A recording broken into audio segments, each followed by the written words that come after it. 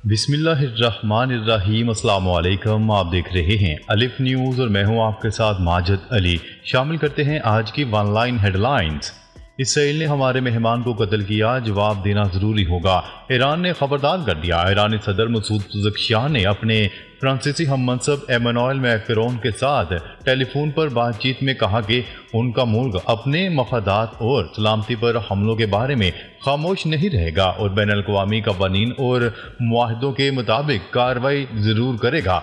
Iran की सरकारी खबरसा agency की रिपोर्ट के मुताबिक मसूद पज़ेश्कियान ने एमानुएल मैक्रोन से कहा कि तेहरान इसराइल को मुनासिब जवाब देने का अपना हक महफूज रखता है। सेहूनी आयरन डोम ईरानी मिसाइल और ड्रोन रोकने की सलाहियत नहीं रखते, अमरीकी अखबार वॉल स्ट्रीट जर्नल ने दावा कर दिया। अमरीकी खबरसा इदारे वॉल स्ट्रीट जर्नल ने इसराइल पर ईरानी हमले के हवाले से अपनी रिपोर्ट में लिखा कि इसराइली दिफाई सिस्टम आयरन डोम ईरानी जदीद हथियारों का मुकाबला करने की सलाहियत से आरी है। न्यूज़ रिपोर्ट के मुताबिक मज़कूरा अखबार ने अपनी रिपोर्ट में लिखा कि हिज़्बुल्लाह लबनान के पास भी हज़ारों वाटर गोले, रॉकेट और मिसाइल मौजूद हैं जो किसी भी वक्त इसराइल पर दागे जा सकते हैं। हिज़्बुल्लाह और ईरान के हमले की धमकी से इसराइल में high alert. Israeli ambulance service ने एक किलाबंद ज़ेर ज़मीन मरकज़ में खून का सामान ज़ख़ीरा कर लिया। फैक्ट्रियों ने खतरनाक मवाद को ठिकाने लगा दिया है। म्यूनसिपल हुकाम पनाह गाहों का मुआयना कर रहे हैं और ईरान और इसकी प्रॉक्सीज के हमलों के खतरे के पेश नज़र पानी की फराहमी को यकीनी बना रहे हैं। इसराइल कई महीनों से अपने दाखिली महाज को मजबूत कर रहा है और अक्टूबर में गजा में जंग के आगाज के बाद से बहुत से इकदाम कर चुका है। ताहम गुज़िश्ता 10 रोज़ में तैयारी की रफ्तार में बड़ी तेज़ी आ गई है। नए हमास सरबराह याह्या सिंवार को भी निशाना बनाएंगे, इसराइल ने खबरदार कर दिया। इसराइल ने हमास के पॉलिटिकल ब्यूरो के नए सरबराह याह्या सिंवार को भी कत्ल करने के अज़म का ऐलान कर दिया। इसराइल की तरफ से ये ऐलान याह्या सिंवार के हमास के सियासी ब्यूरो के सरबराह बनने के अगले रोज़ ऐसे वक्त पर किया गया है जब गजा में इसराइली जंग का 11वां महीना शुरू हो चुका है। इसराइल का ये ऐलान इसलिए भी काफ़ी अहम है क्योंकि इसराइल इससे पहले भी मुख्तलिफ मुल्कों में अपने इस इख्तलाफ करने वाले और ख़ुसूसन अरब या फ़लस्तीनी शनाख्त रखने वाले कायदीन को इसी तरह अपनी खुफिया एजेंसियों के ज़रिए कत्ल करवा चुका है। तेल अवीव का बिन गोरियोन एयरपोर्ट भूतों की बस्ती, सोशल मीडिया पर वीडियो वायरल।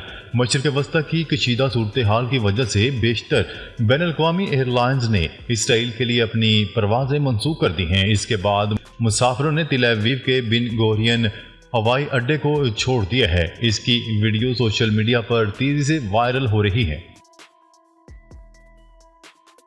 तुर्की का इसराइल के खिलाफ अहम इक़दाम। तुर्की ने इसराइल के खिलाफ नस्लकुशी मुकदमे में शामिल होने की दरख्वास्त दे दी। तुर्क मीडिया की रिपोर्ट के मुताबिक तुर्की की जानिब से इसराइल के खिलाफ फ़लस्तीनियों की नस्लकुशी मुकदमे में आलमी अदालत इंसाफ में दरख्वास्त जमा करवा दी गई है। तुर्की ने इसराइल के खिलाफ जनूबी अफ्रीका के मुकदमे में शामिल होने की दरख्वास्त दी है। हॉलैंड में तुर्की के सफीर ने हैग में आलमी अदालत इंसाफ में दरख्वास्त जमा करवाई। तुर्क सदर रजब तय्यिप एर्दोगान ने इसराइल को फ़लस्तीनियों की नस्लकुशी करने पर आलमी अदालत से सजा देने का मुतालबा किया है।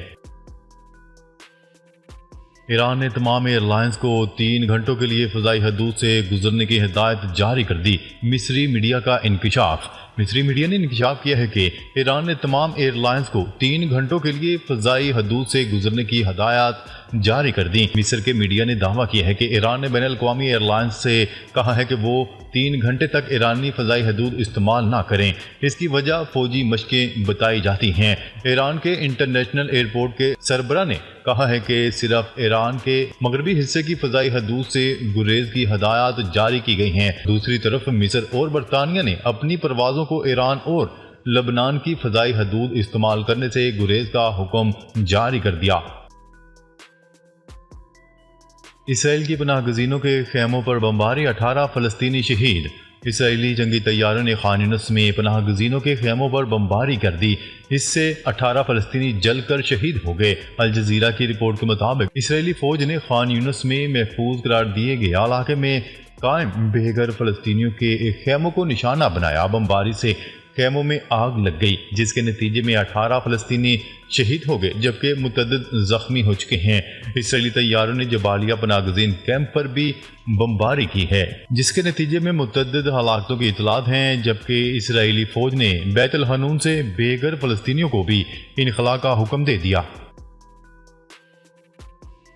اسماعیل ہانیہ کی شہادت کا ذمہ دار اسرائیل ہے۔ OIC اسلامی تعاون تنظیم نے حماس کے سیاسی سربراہ اسماعیل ہانیہ کی شہادت کا ذمہ دار اسرائیل کو قرار دیا ہے۔ عرب میڈیا کی رپورٹ کے مطابق سعودی عرب میں تعاون رکنی ولاء کے ایک غیر معمولی اجلاس کے بعد جاری بیان میں کہا گیا ہے کہ اسماعیل ہانیہ پر گھناؤنے حملے کے لیے غیر قانونی قابض طاقت اسرائیل کو ذمہ دار ٹھہراتے ہیں۔ اسماعیل ہانیہ کی شہادت اور غزہ میں جاری جنگ علاقائی تنازعات کا باعث بن سکتی ہے۔ OIC کی سربراہی کرنے والے ملک گیمبیا کے وزیر خارجہ کا کہنا تھا کہ اسلامی جمہوریہ ایران کی سرزمین پر ایک سیاسی رہنما کو شہید کر کے اس کی خود مختاری اور علاقائی سالمیت کی جارحیت اور خلاف ورزی ایک ایسا عمل ہے جسے محض ایک عام اقدام کے طور پر نہیں دیکھا جا سکتا۔ اسماعیل ہانیہ کا قتل ایران کی خود مختاری کی سنگین خلاف ورزی ہے۔ سعودی عرب بھی میدان میں آ گیا۔ سعودی عرب کا کہنا ہے کہ حماس کے سربراہ اسماعیل ہانیہ کا قتل ایران کی خود مختاری کی سنگین خلاف ورزی تھا۔ حماس کے سربراہ اسماعیل ہانیہ کو 31 جولائی کو تہران میں میزائل حملے میں شہید کیا گیا تھا۔ وہ نومنتخب ایرانی صدر کی تقریب حلف برداری کے لیے تہران میں موجود تھے۔ ایران کی جانب سے حملے کا الزام اسرائیل اور امریکہ پر عائد کیا گیا ہے، تاہم اسرائیل نے تاحال اس حوالے سے کوئی بیان جاری نہیں کیا۔ امریکی صدارتی الیکشن انتخابی مہم میں ڈرامائی موڑ، کیملا ہیرس مقبولیت میں آگے۔ امریکہ میں انتخابات کی گہما گہمی عروج پر ہے، جہاں صدارتی الیکشن کی انتخابی مہم ڈرامائی موڑ اختیار کر گئی۔ ایک اہم سروے میں دعویٰ کیا گیا ہے کہ اگر آج انتخابات ہوں تو کیملا ہیرس کے جیتنے کا امکان زیادہ ہے۔ میڈیا رپورٹس کے مطابق اس سے قبل عام تاثر تھا کہ ریپبلکن صدارتی امیدوار ڈونلڈ ٹرمپ ڈیموکریٹک حریف کو شکست دیں گے۔ NPR، BPS اور مہاراشٹر کے مشترکہ سروے کے مطابق ڈیموکریٹک صدارتی امیدوار کو اس وقت 51% جبکہ ڈونلڈ ٹرمپ کو 48% مقبولیت حاصل ہے۔ بنگلہ دیش طلبہ تحریک نے چیف جسٹس سمیت ججوں کو بھی استعفے دینے کا الٹیمیٹم دے دیا۔ بنگلہ دیش میں زبردست احتجاج کرنے والی طلبہ تحریک نے چیف جسٹس سمیت تمام فاشسٹ ججوں کو بھی استعفے دینے کا الٹیمیٹم دیا ہے۔ ڈیلی آبزرویٹری کی نیوز رپورٹ کے مطابق بنگلہ دیش میں طلبہ تحریک برائے انسداد امتیازی سلوک نے تمام فاشسٹ ججوں کو استعفیٰ دینے کے لیے آج دن 1 بجے تک کا الٹیمیٹم دے دیا ہے۔ طلبہ تحریک کے کوارڈینیٹر آصف محمود کا کہنا تھا کہ اعلیٰ ترین عدالتوں سمیت تمام عدالتوں کے جج جنہوں نے حسینہ واجد کی فاشسٹ حکومت کا ساتھ دیا اور فاشزم میں ملوث رہے ہیں، وہ رضاکارانہ طور پر 1 بجے تک استعفیٰ دے دیں۔ بنگلہ دیش میں خراب صورتحال کے باعث بھارتی ویزا مراکز غیر معینہ مدت کے لیے بند کر دیے گئے۔ بھارتی میڈیا کے مطابق بھارت نے بنگلہ دیش میں موجود اپنے ہائی کمیشن اور قونصل خانوں سے غیر ضروری عملے اور ان کے اہل خانہ کو نکال لیا ہے۔ بھارتی حکومت کی جانب سے کہا گیا ہے کہ بھارتی سفارتکار بنگلہ دیش میں موجود ہیں اور سفارتی کام جاری ہے۔ طلبہ نے بنگلہ دیش کو بچایا، انتشار سے بچنے کے لیے حکمت عملی بنانا ہوگی، ڈاکٹر یونس۔ بنگلہ دیش کی عبوری حکومت کے سربراہ ڈاکٹر محمد یونس نے ڈھاکہ پہنچنے پر میڈیا سے گفتگو میں کہا کہ طلبہ نے ملک کو بچایا ہے، ملک کو مالی مشکلات سے نکالیں گے۔ ڈاکٹر محمد یونس کا کہنا تھا کہ اب ہم نے ملک میں امن اور استحکام کے لیے کام کرنا ہے، ہمیں اب اس آزادی کی حفاظت کرنی ہے۔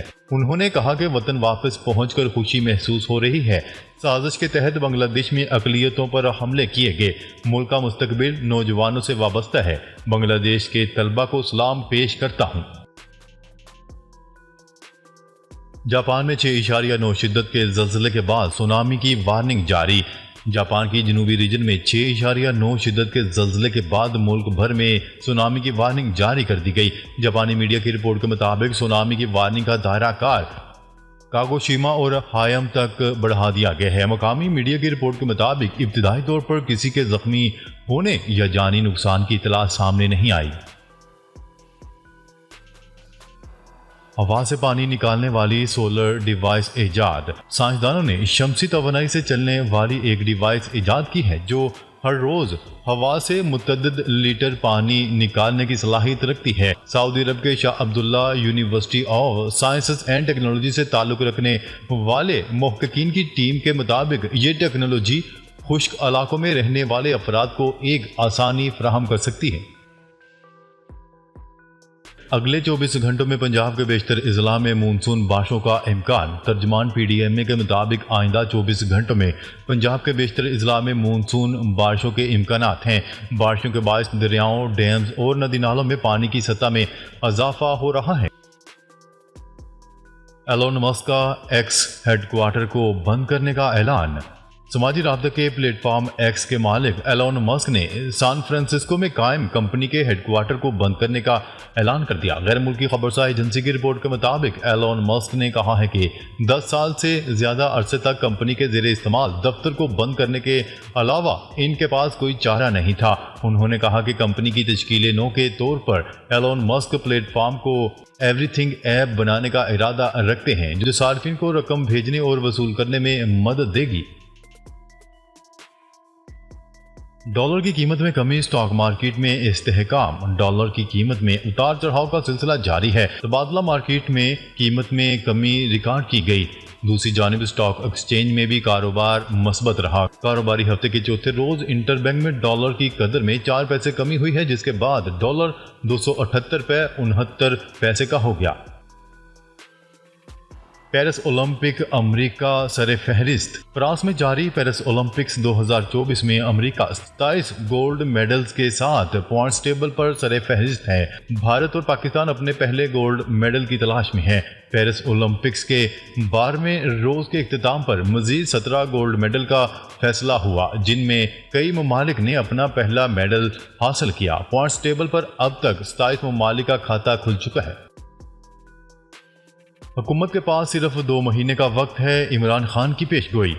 اڈیالہ جیل میں صحافیوں سے گفتگو کرتے ہوئے عمران خان کا کہنا تھا کہ 9 مئی پر صرف انصاف چاہتے ہیں۔ میں صرف اور صرف پاکستان کے لیے بات کرنے کا کہہ رہا ہوں۔ 9 مئی کی CCTV فوٹیج میں PTI والے سامنے لائے جائیں تو معافی مانگوں گا۔ جتنے مقدمات بنانے ہیں بنا لیں، کوئی ڈیل نہیں کروں گا۔ ڈیل وہ کرتا ہے جس نے کوئی جرم کیا ہو۔ ناظرین، اب تک کے لیے اتنا ہی۔ مزید خبریں لے کر بہت جلد آپ کی خدمت میں حاضر ہوں گے۔ تب تک کے لیے اپنا خیال رکھیے گا۔ اللہ نگہبان۔